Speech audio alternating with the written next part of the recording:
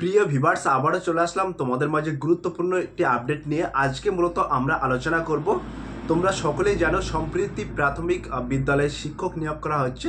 তো আজকে যেটি মূল আমরা বিষয় তুলে ধরবো সেটি হলো ডিস্ট্রিক্ট ওয়াইজ ভ্যাকান্সি, রেগুলার এবং প্যারা টিচার, অর্থাৎ কোন ডিস্ট্রিক্টে কত ভ্যাকান্সি আছে সেই সমস্ত তথ্য কিন্তু আজকে এই ভিডিওর মাধ্যমে স্টেপ বাই স্টেপ তুলে ধরবো তোমাদের মাঝে। তাই ভিডিওটি স্কিপ না করে সম্পূর্ণটি দেখার জন্য অনুরোধ রইল। চলুন এক নজরে বিস্তারিত তথ্য জেনে নেওয়া যাক। এখানে দেখতেই পাচ্ছ উল্লেখ করা আছে, বলা হচ্ছে West Bengal primary teacher recruitment 2025, district wise vacancy details, regular plus para teacher. তো আজকে মূলত আমরা যেটি আলোচনা করব আর ডিস্ট্রিক্ট ওয়াইজ ভ্যাকান্সিটা কিন্তু তোমাদের মাঝে তুলে ধরবো। তো একদিকে আমরা ডিস্ট্রিক্ট নেম রেখেছি এবং একদিকে ভ্যাকান্সি ডিটেলসটা আমরা রেখেছি। তো এক নম্বরে উল্লেখ করা আছে সাউথ 24 পরগনা থেকে যে সমস্ত ক্যান্ডিডেট বিলং করছেন তাদের ক্ষেত্রে কিন্তু সর্বমোট ভ্যাকান্সি থাকছে 1471টি।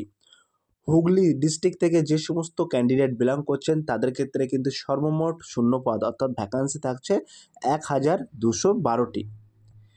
বাঁকুড়া 3 নম্বরে তোমরা দেখতে পাচ্ছ বাঁকুড়া উল্লেখ করা আছে। তো বাঁকুড়া থেকে যে সমস্ত ক্যান্ডিডেট বিলং করছেন তাদের ক্ষেত্রে 978টি ভ্যাকান্সি আছে।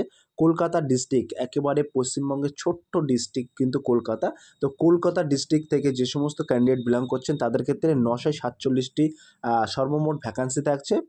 পূর্ব বর্ধমান থেকে যে সমস্ত ক্যান্ডিডেট বিলং করছেন তাদের ক্ষেত্রে কিন্তু 928টি শূন্যপদ আছে।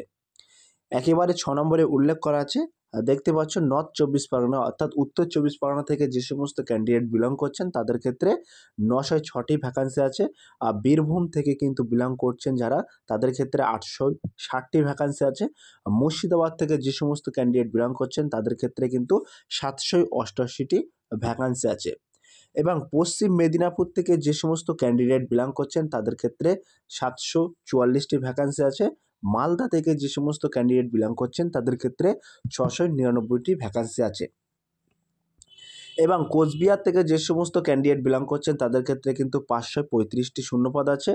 নদিয়া থেকে যে সমস্ত ক্যান্ডিডেট বিলং করছেন তাদের ক্ষেত্রে 531টি ভ্যাকান্সি আছে। এবং 13 নম্বরে কিন্তু উল্লেখ করা আছে পুরুলিয়া থেকে যে সমস্ত ক্যান্ডিডেট বিলং করছেন তাদের ক্ষেত্রে 524টি ভ্যাকান্সি আছে। এবং 14 নম্বরে উল্লেখ করা আছে পশ্চিম বর্ধমান। তো পশ্চিম বর্ধমান থেকে যে সমস্ত ক্যান্ডিডেট বিলং করছেন তাদের ক্ষেত্রে 485টি ভ্যাকান্সি আছে। এবং জলপাইগুড়ি থেকে যে সমস্ত ক্যান্ডিডেট বিলং করছেন তাদের ক্ষেত্রে কিন্তু শূন্যপদ আছে, মোট শূন্যপদ 458টি। এবং দক্ষিণ দিনাজপুর অর্থাৎ দক্ষিণ দিনাজপুর থেকে যে সমস্ত ক্যান্ডিডেট বিলং করছেন তাদের ক্ষেত্রে কিন্তু 336টি ভ্যাকান্সি আছে। আলিপুরদুয়ার থেকে যে সমস্ত ক্যান্ডিডেট বিলং করছেন তাদের ক্ষেত্রে কিন্তু 237টি ভ্যাকান্সি আছে। উত্তর দিনাজপুর থেকে যে সমস্ত ক্যান্ডিডেট বিলং করছেন অর্থাৎ প্রার্থী বিলং করছেন তাদের ক্ষেত্রে 237টি ভ্যাকান্সি আছে।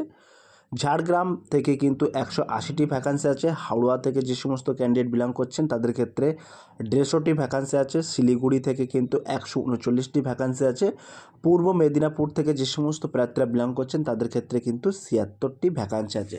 তো আজকে সর্বমোট তোমাদের ভ্যাকান্সি উল্লেখ করলাম, ডিস্ট্রিক্ট ওয়াইজ কোন ডিস্ট্রিক্টে কতটি শূন্যপদ আছে সমস্ত তথ্যটাই কিন্তু আজকে এই ভিডিওর মাধ্যমে তোমাদের স্টেপ বাই স্টেপ তুলে ধরলাম তোমাদের মাঝে।